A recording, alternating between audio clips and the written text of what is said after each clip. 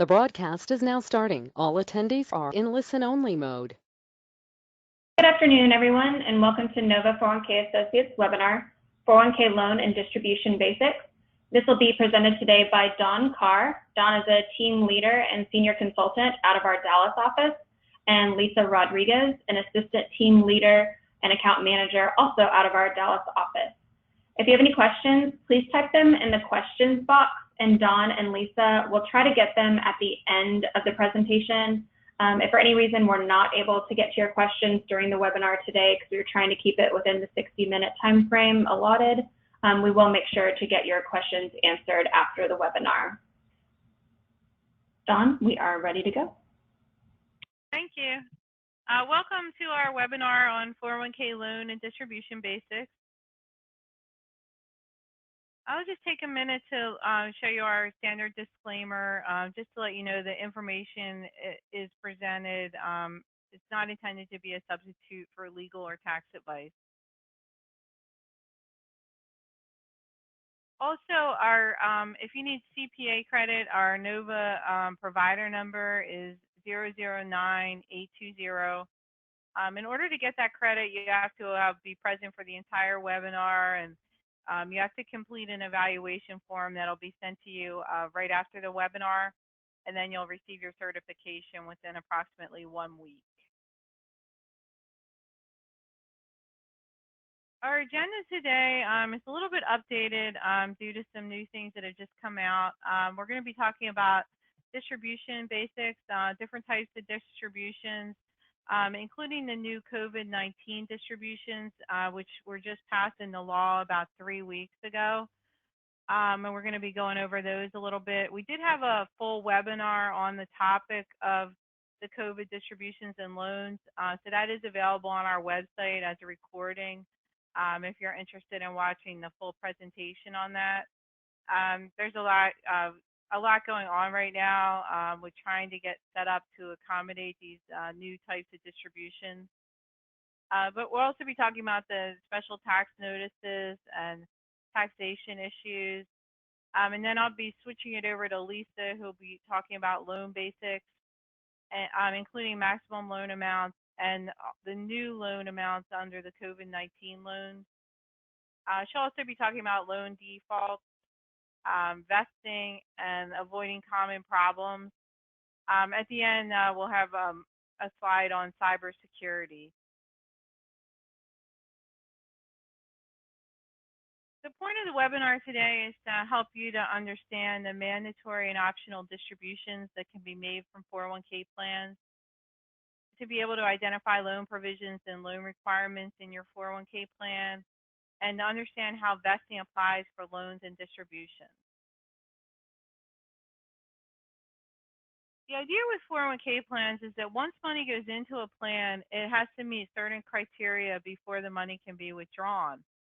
And then basic reasons are listed here, and we'll be going into each of these in more detail on the slides. But the basic reasons are termination of employment or retirement, age 59 and a half, that's considered an in-service distribution, hardship withdrawals, death and disability distributions, and rollover distributions.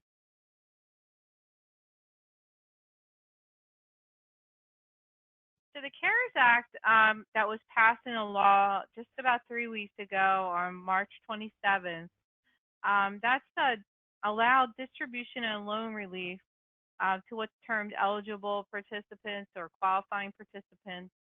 But they have to meet one of the following criteria to be eligible for this special type of loan or distribution. They have to be the participant, the spouse, or dependent has to be diagnosed with COVID-19 or SARS-CoV-2 by a test that's approved by the CDC. Also, it could cover participants who experience adverse financial consequences as a result of a quarantine, furlough, layoff, reduction in work hours, business closure, lack of child care, or other factors determined by the IRS to be due to the coronavirus emergency. And the plan sponsor can rely on participant self-certification. So all of the distribution forms that are being prepared by the various investment companies, they all have a section on there where the participant has to self-certify that they're eligible for this type of distribution or loan. This is actually considered a new distributable event. So it's not within the hardship rules, which a lot of people think. It's not within the in-service distribution rules. It's a totally separate distribution event. And the qualifying participants can take up to $100,000 per individual across all of their plans or IRAs.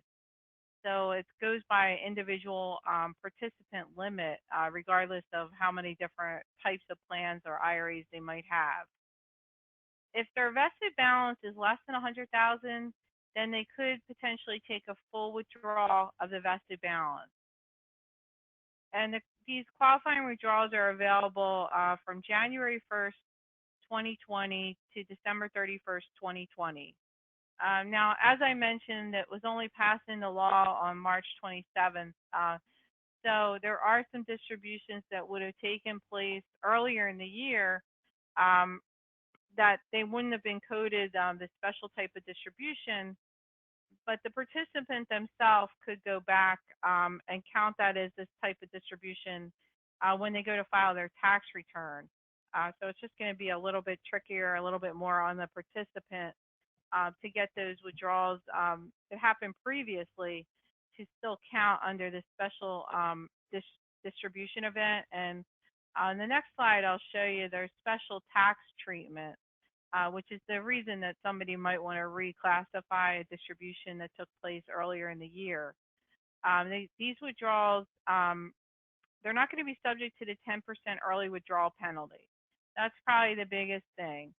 That normally applies if the participant is under age 59 and a half. If they take a distribution, not a rollover, just a taxable distribution, they're going to usually be subject to that 10% penalty. So on these type of distributions, they're not going to be subject to that 10% penalty, which you can see if somebody takes $100,000, that could save them as $10,000 right there. They're also not subject to the usual mandatory 20% withholding. Now, 10% withholding default still applies, but the participant may opt for no withholding. So that would just be on future distributions. Obviously, there's nothing that can be done on the withholding for a distribution that already took place. Now, the regular income taxes, this is the other big advantage. The regular income taxes due on the distribution can be spread over a 3-year period. Now, participant could elect to pay them all within the 1 year, but they could potentially spread those taxes over 3 years. Also, a participant would have 3 years to repay the distribution, but they're not required to do so. So the repayment could be made up to 3 years from when they take the distribution. It can be made to any plan or IRA to which a rollover contribution could be made. So it doesn't even need to be repaid back to the same plan. If the participant has an IRA they want to repay it to, they could do that. If they've already left the company and moved on to a different company with their own 401k, they can roll that contribution back into that plan. The repayments will be treated as rollover contributions. Now, the one thing that's the issue here is the participants are going to be responsible for going back and amending and refiling their prior tax return. So like I mentioned, we did do a whole webinar on this topic, so I'm not going to spend a huge amount of time on it today. But if you're interested, you can definitely go to our website to get the pre-recorded version of that. So one of our main distribution events would be a termination of employment or retirement. That's going to be a voluntary distribution taken by a terminated participant. The funds can't be removed from the plan until after they've already terminated, and you also want to wait till that final payroll has gone in for the person. Otherwise, it could cause them to have a residual balance after the termination date.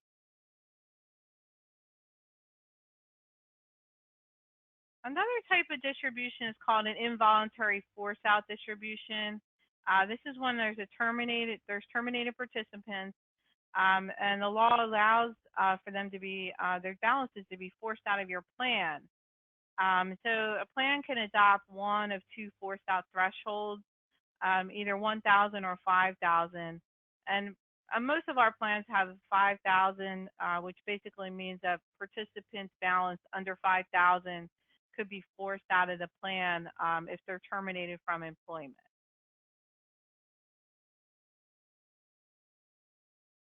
So for the forced-out distributions, it's an employer-initiated distribution if the participant fails to make distribution election. The unrelated rollover balances, they may either be included or excluded for determining the $5,000. That's going to go based on your plan document. And the plan document has to also indicate which type of force out is being used. Like I said, most of ours are the $5,000 limit. The balance in these cases where it's between 1,000 and 5,000, that's required by law to be rolled over into an IRA. So the mandatory or forced outs, they have to be rolled into an IRA. And there are various investment provider solutions. We actually have our own called Nova IRA.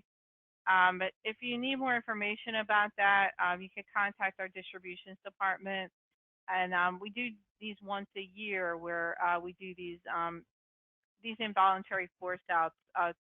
And the reason for this is to try to get these terminated participants out of your plan. Because you don't want them counting as part of your participant count on the 5,500. Sometimes it can force you to go over the limit where you might need an audit. You may be paying fees on these terminated participants. There's really, the other main reason is if they move or something, you may lose track of them. So there's a lot of motivation really to get these small balances out of your plan.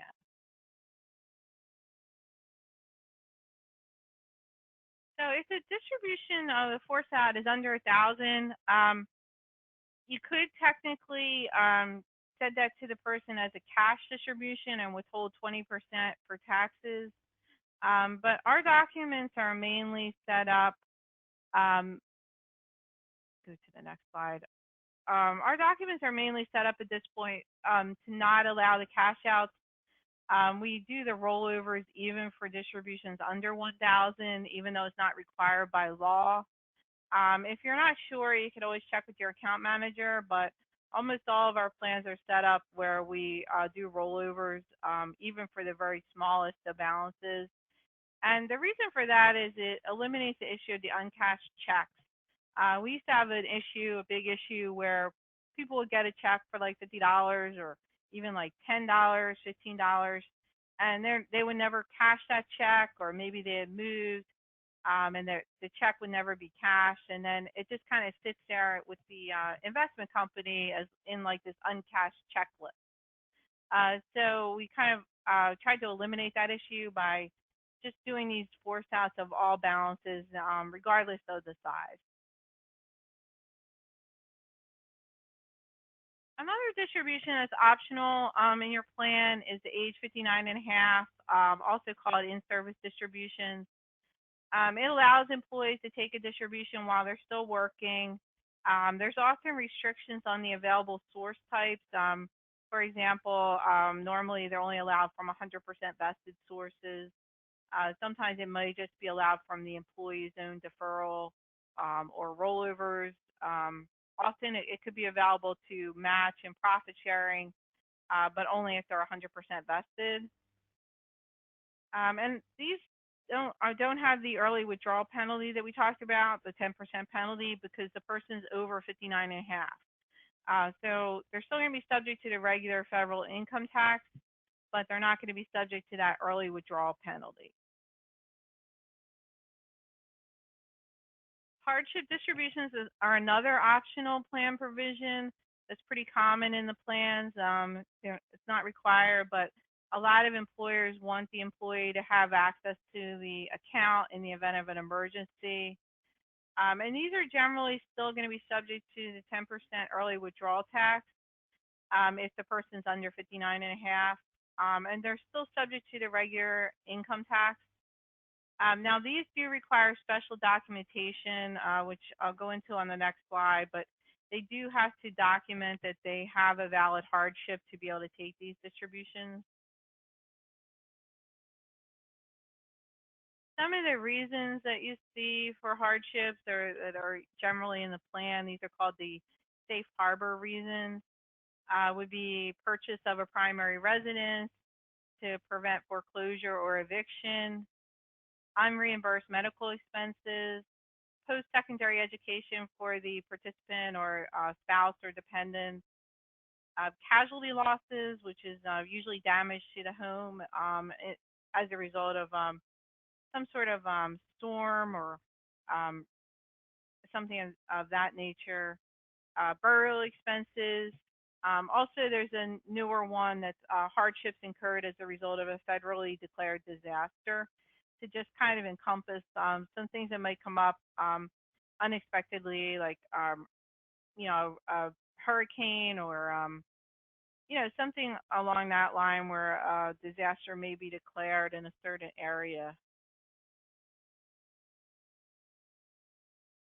There were some major changes to the hardship rules in 2019, so I just wanted to take a minute to go over those because some people may still not be aware of these changes that took place last year. Before, you used to have to take all available plan loans before you could take a hardship, but that's no longer required. So you don't need to take a loan before you can take a hardship at this point. Also, it used to be that investment earnings on the employee deferrals were not allowed for withdrawal, but that's been changed now. So you can now take up to the entire deferral source. Also, there used to be a rule that you had to stop contributing to the 401k plan for 6 months after you take the hardship, but that's been changed also, so that's no longer a requirement. Plan documents for these changes, believe it or not, are still being updated. It usually takes a year or two before we can actually get the document prototype language from the government. So oftentimes when there's an update made, we're allowed to implement the changes, but the documents themselves may not be updated for a year or two after the fact.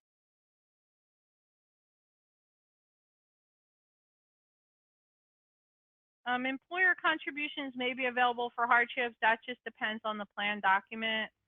It used to be that you couldn't take hardships from safe harbor contributions, but now with the new changes in 2019, you are able to take those as long as it's permitted within the plan document.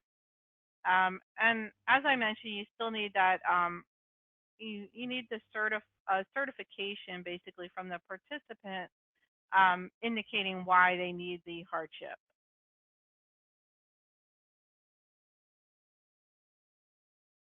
Another type of distribution is from the rollover source. If participant might have rolled money in from another plan at one point, and there's usually no restrictions on them being able to take that money out. It allows the participant to access those funds because they weren't originally part of this plan. They were rolled in from either another plan or an IRA. And it just encourages people to roll money into your 401k.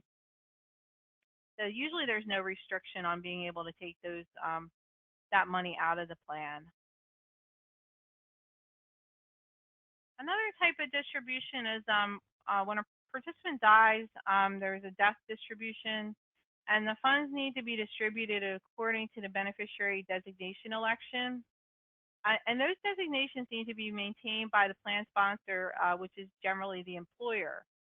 So it's always a good thing to once a year to try to get participants to update these beneficiary designation forms.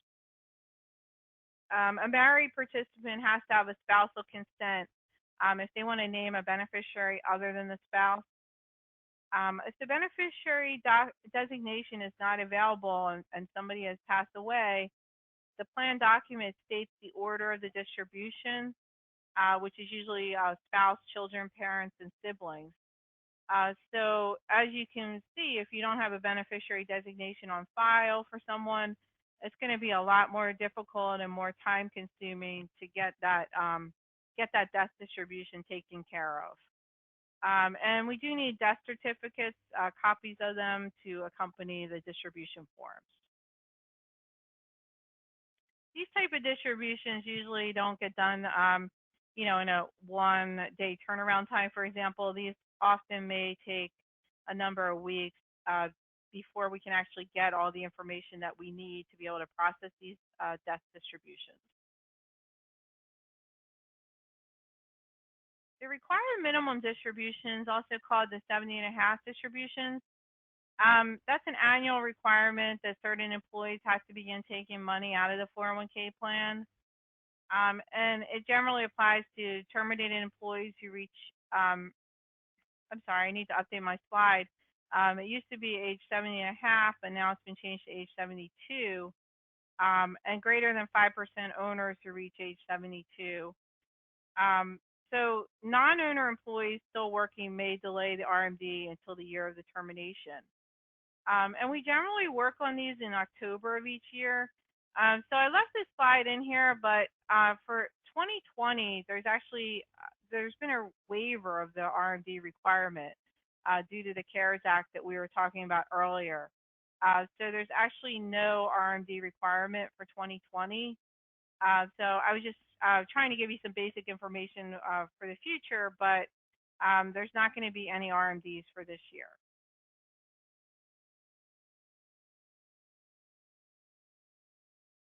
Another type of distribution is not too common, but we do see it, is the Qualified Domestic Relations Order, also called the Quadro.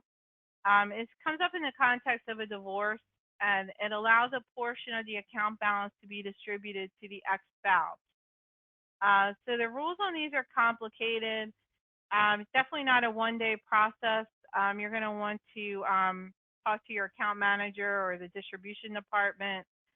If you have a participant who wants to, give you a Quadro that they've received or that they're about to receive, it usually has to go through a number of steps. And, once again, this could take more likely in the terms of months to actually get one of these finalized before they can actually be paid out. Another thing in distributions is spousal consent. It used to be really popular with pension plans, but most 401k plans do not require spousal consent. And even on plans that do require spousal consent, it's not required for distributions less than $5,000. Some plans might be subject to it if they have even a 401k plan that might have old money purchase plan money. Also, defined benefit plans, they would always be subject to spousal consent. So it's something you would probably be aware of if your plan did require it. But if you're not sure, you could always check with your account manager.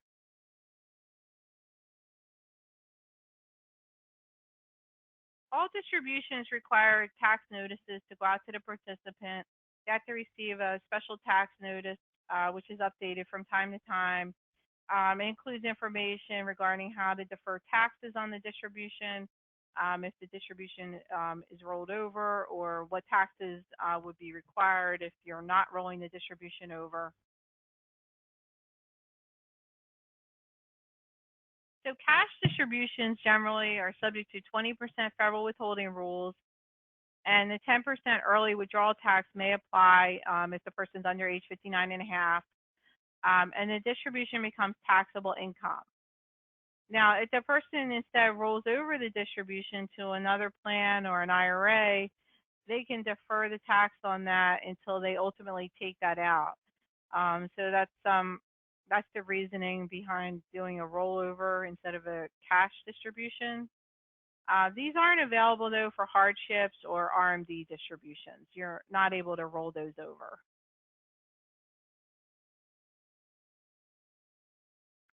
I'm going to turn the presentation over to Lisa at this point. She's going to pick up on the loan basics.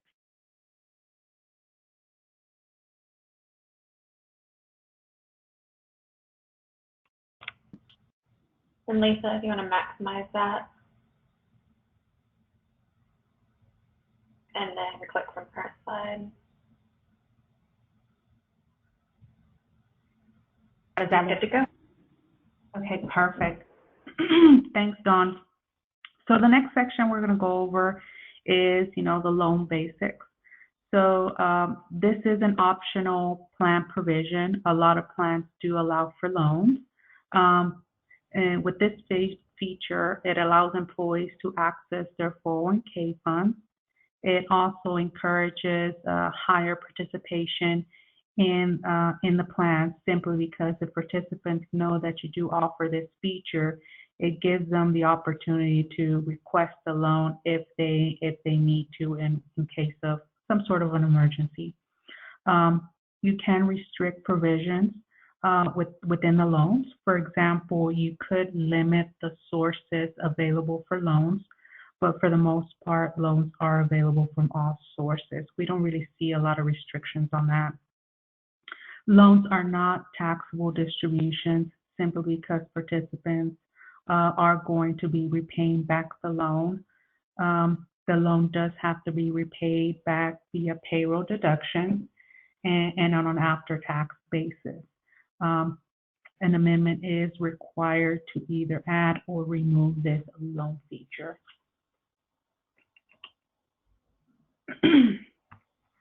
There are certain limits when requesting a loan. So the maximum loan amount participants may borrow is 50% of their vested account balance, not to exceed $50,000. And $50,000 is also reduced by their highest outstanding balance during the last 12 months. This does get a little tricky. Therefore, our distribution department is available to help calculate the maximum loan amount.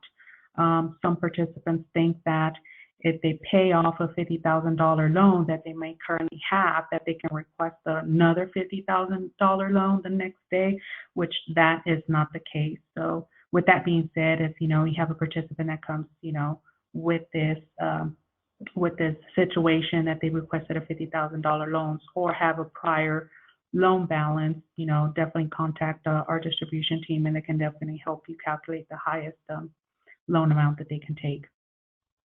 So what NOVA recommends is the maximum of one loan outstanding at a time, a minimum loan amount of $1,000. We require that loan repayments be on a payroll deduction basis. And of course, spousal consent is usually not required on loans either. I know Dawn was mentioning that, in the past, it was pretty common, but for the most part, not too common currently. So with the CARES Act that recently passed, it did allow for higher loan limits. Usually a participant's loan is limited to the lesser of $50,000 of the participant's vested account balance, or $50,000. For any loans that were made from March 27th, which I believe is a date that the CARES Act passed, through September 23rd of 2020, which is approximately 180 days, the loan limit has been increased to the lesser of $100,000 for 100% of the participant's account balance. Now, plan sponsors can rely on the participant's self-certification, and Dawn did go over a couple of situations or how you would actually qualify for the actual loan and or distribution in earlier slides. So moving on to some of the loan requirements. So loans have to have a reasonable interest rate. What we have determined, we're determined that a reasonable interest rate is prime plus 2. This is actually currently what we use in our plan documents. I think the interest rate has actually dropped. I believe it's about 3.25%. So if you take that plus 2%, if you will request a distribution, it would probably be about 5.25% interest rate. Now, the prime rate does change from time to time. Sometimes it changes multiple times throughout the year, and sometimes it takes years to change. The maximum loan term is 5 years.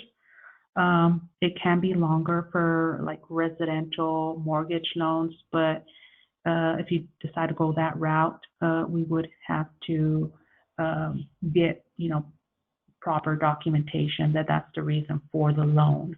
And it must be repaid through payroll deductions on an after-tax basis. This allows the plan sponsor to confirm that the actual loan repayment is being paid on time since it is through payroll deduction. Loans generally come up due upon termination of employment. This is the only downside. If you terminate it, the loan is due upon termination.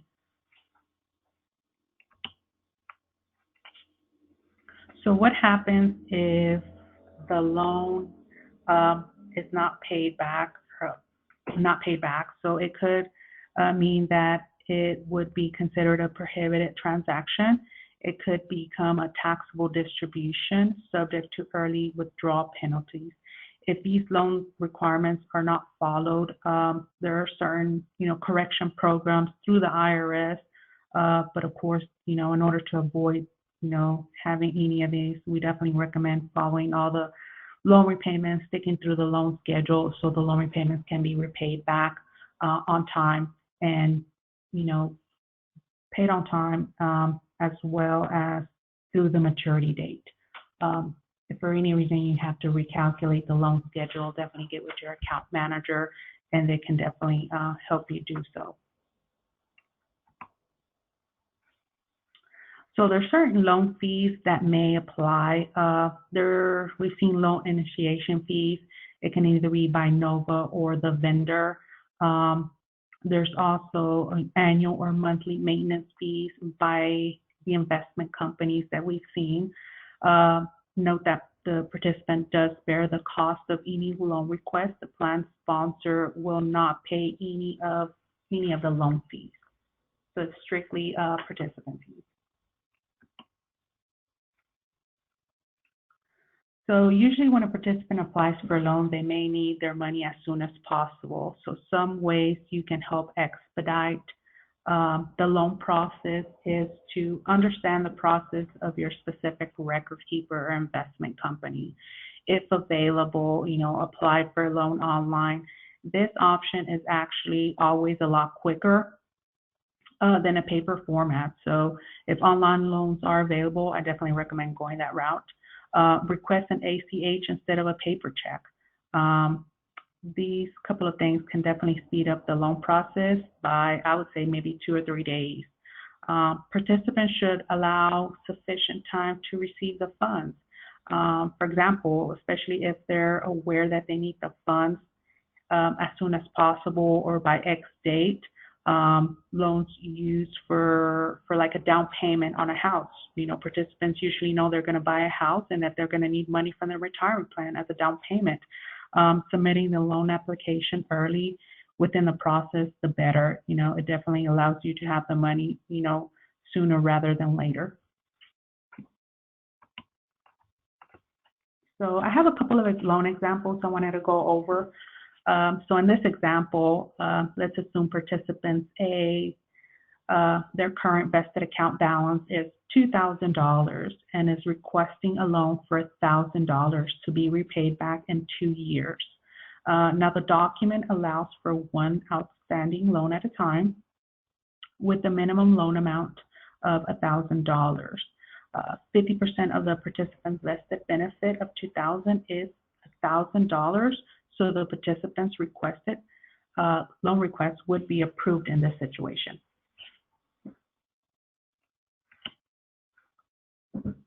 Okay, so in this example, participant B's vested account balance is $2,000, including an outstanding loan balance of $400, and wants to request a new loan for $1,000 to be repaid back in 1 year. The plan document allows for 2 loans outstanding at a time with a minimum $1,000 withdrawal limit. 50% of the participant's vested balance is $1,000, but the available loan amount is reduced by $600. So if you take $2,000, multiply it by 50%, you'll get the $1,000. and then minus the $400 for the outstanding loan brings it down to $600. So the loan request in this situation would not be approved.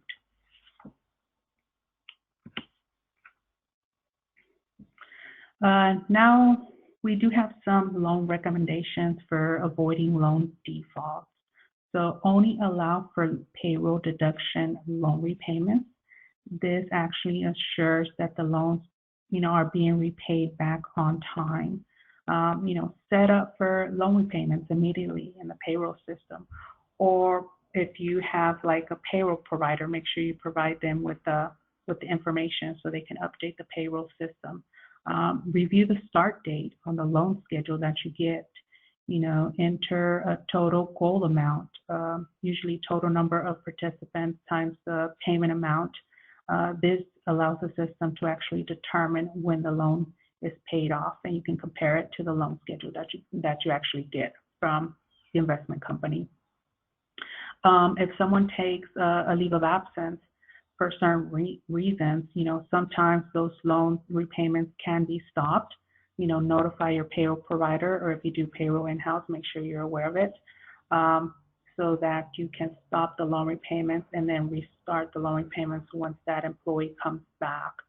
Loan defaults can be costly, so we definitely encourage you to try to stick to that loan schedule to definitely avoid them.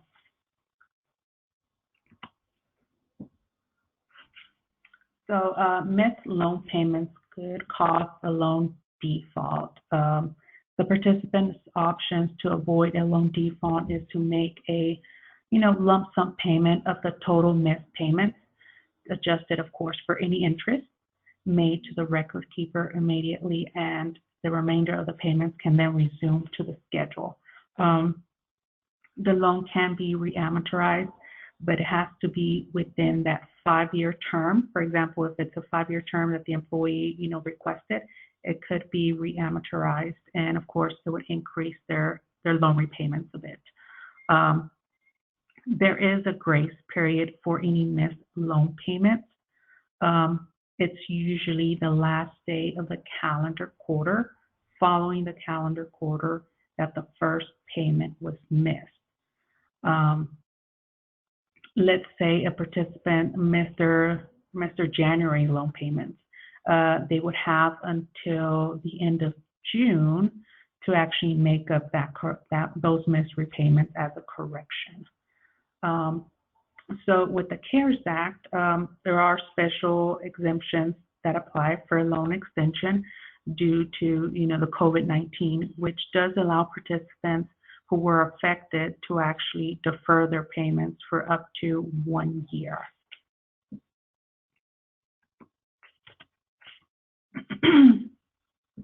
So moving on to vesting.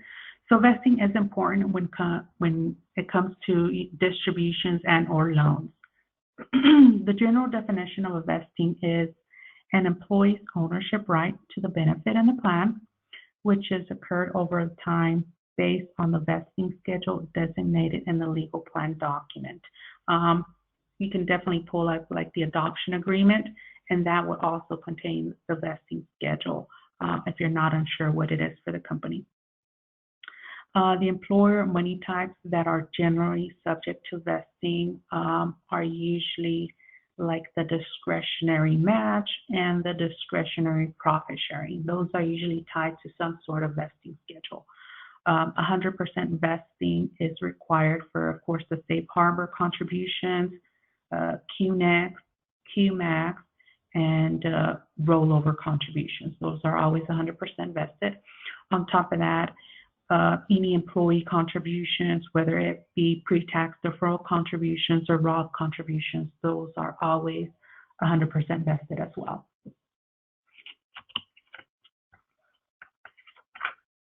So some plans calculate the vesting differently. For the most common vesting is the hours method, where a year of service is calculated on a plan year basis, typically on a calendar year. Now, a 1 year of vesting is credited for each plan year, and employees who work over 1,000 hours would be credited with a year of service. Vesting is calculated from the original date of hire, not the date of participation, not the date the participant actually becomes eligible for the plan. So the IRS hours equivalency method is available for computing hours in the event that the company does not actually track hours. So we are able to use that method if you don't currently track hours for your employees.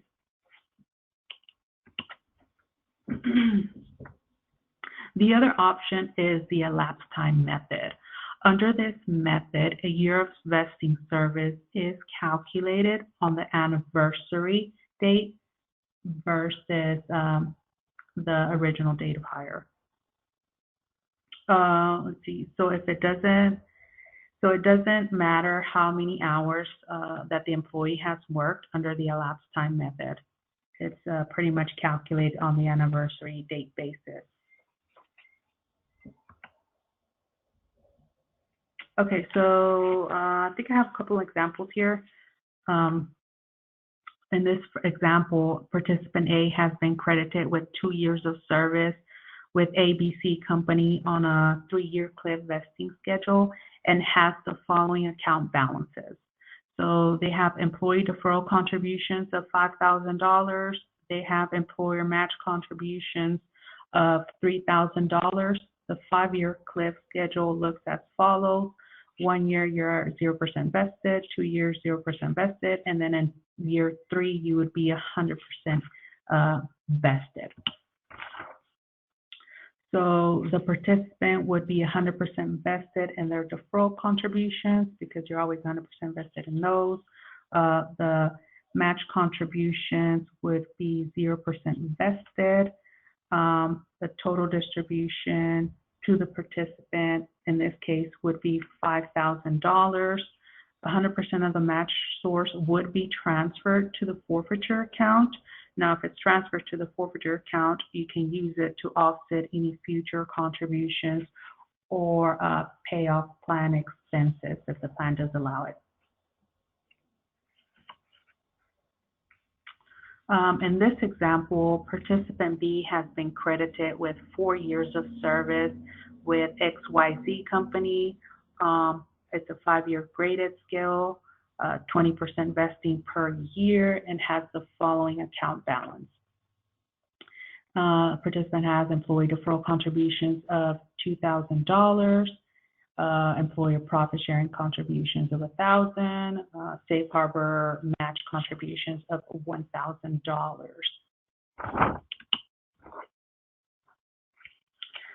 So to sum it up, deferrals and safe harbor contributions are always 100% vested. The profit sharing contribution would be 80% vested simply because the participant only has 4 years of service.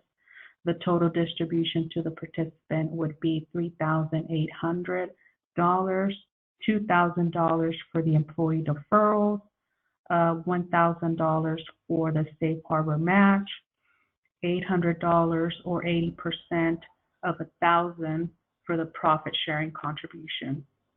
So the $200 or 20% of the profit sharing source would be transferred to the forfeiture account, which again, forfeiture money can be used to offset any employer contribution in the future. Let's see. So now let's go over some common problems to avoid and what we have seen, that are either missing from distributions and or loans. So we sometimes do see that for the distributions, sometimes we're missing like the participant's signature. Other times we may be missing like the plan administrator's signature. Date of termination is often omitted. So sometimes we definitely have to go back to the plan sponsor to get the date of termination. For the loans, we sometimes need to request, the payroll frequency if the loan form doesn't have it. The loan term, whether it's 1, 2, 3, 4, or 5 years, we definitely need to know that. We also need to know the next payroll date so we can know when the first loan repayment will start. For hardships, sometimes the hardship documentation is not provided or is insufficient.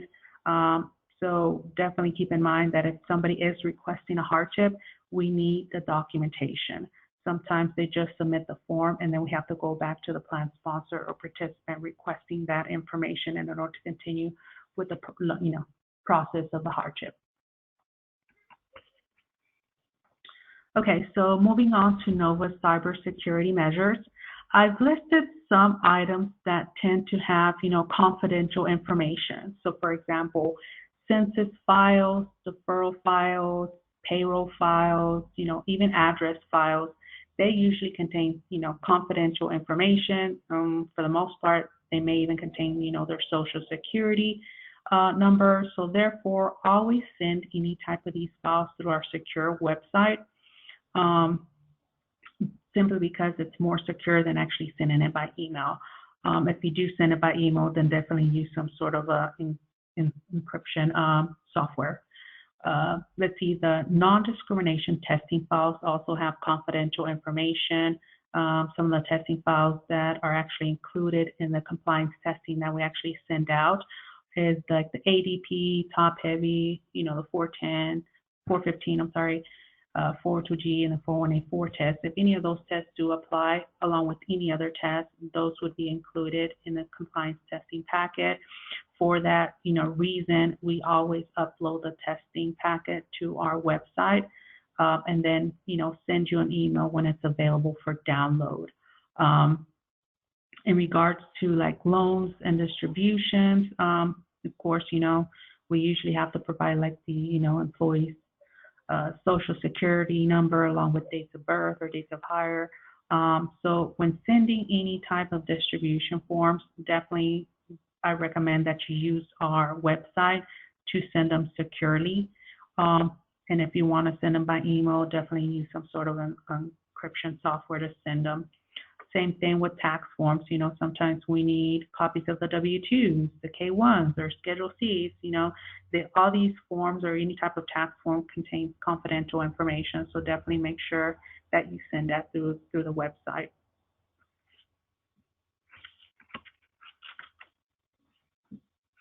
And I went ahead and included the link to our website. So the secure web portal that we use is plansponsorlink.com/NOVA401k. So if you log into that website, you can actually send us a file through the secure file transfer feature, and it allows you to transmit any data. All you have to do is select if you have an account manager, select their name, and then just upload the file, and it transfers them to their inbox directly. We use Proofpoint for our inscription software. So if you have some sort of inscription software that you currently use, definitely recommend using that to send us information. For new plan contacts, we must be authorized. They must be authorized by an existing contact before we actually add them to our system. So if for example, that you're currently set up as a primary contact, and you're going to be leaving the company, definitely make your account manager aware so we can update our system with the new person that's going to be handling, the 401k plan going forward, and we'll make sure we'll update our system. So NOVA does have mandatory training for all the NOVA associates every quarter. We do go over the security measures on our quarterly meetings. NOVA does have a password policy. All our passwords are changed every 90 days, and that's just a security measure that we go to just to avoid, any hiccups or anything like that. But changing your password frequently, we do recommend. And just as a reminder, if you need CPA credit, return the valuation form. A link will be included in the email sent, I believe, 1 hour after this webinar. You will receive the certification within 1 week via email. And that's it. Andrea, did we have any questions? I think we have just 2 that were submitted. Again, if you have any questions, if you'd like to go ahead and type them in the questions box, we can go ahead and get those answered today, or we can follow up with you. Also, I know I answered a couple people individually, but A PDF copy of the slides as well as a link to the recording will be provided to everyone that registered for today's webinar. It does take us about 48 hours to get all those resources made available.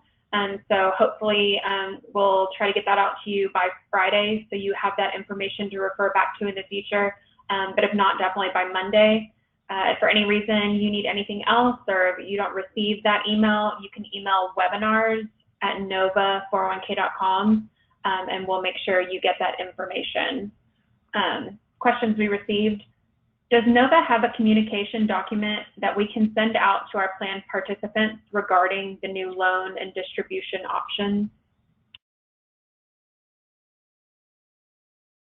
This is Dawn. I can answer that.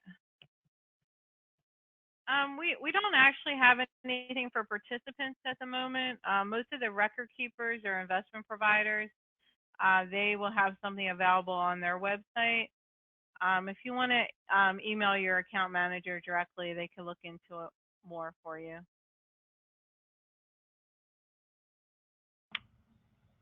All right. If we have loan participants that are not currently working due to COVID-19 and cannot make loan payments, how do we handle?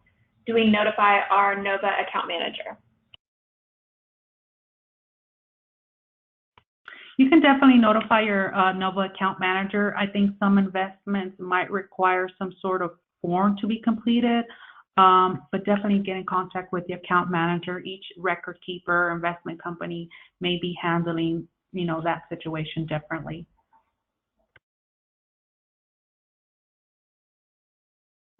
And that is all the questions. Again, today's presentation, we do offer Texas CPA credit. We currently are not a certified sponsor for SHRM, like HR credit. So again, if you do need Texas CPA credit, please complete the survey that will be sent out an hour after the webinar is over, and then you will receive your certificate via email within 1 week. But if you do have any questions, other questions about CE or credit for today's webinar, just email that webinars@nova401k.com and we will get back with you. Dawn, Lisa, did y'all have any closing comments? Nope, just wanted to thank everyone for joining us. Thank you, everyone. We really appreciate you taking time out of your day. Again, please look for an email with the PDF copy of the slides as well as a link to the recording. And if you need anything else, please contact your NOVA account manager or email webinars@nova401k.com and we'll get back with you. Everybody have a great day.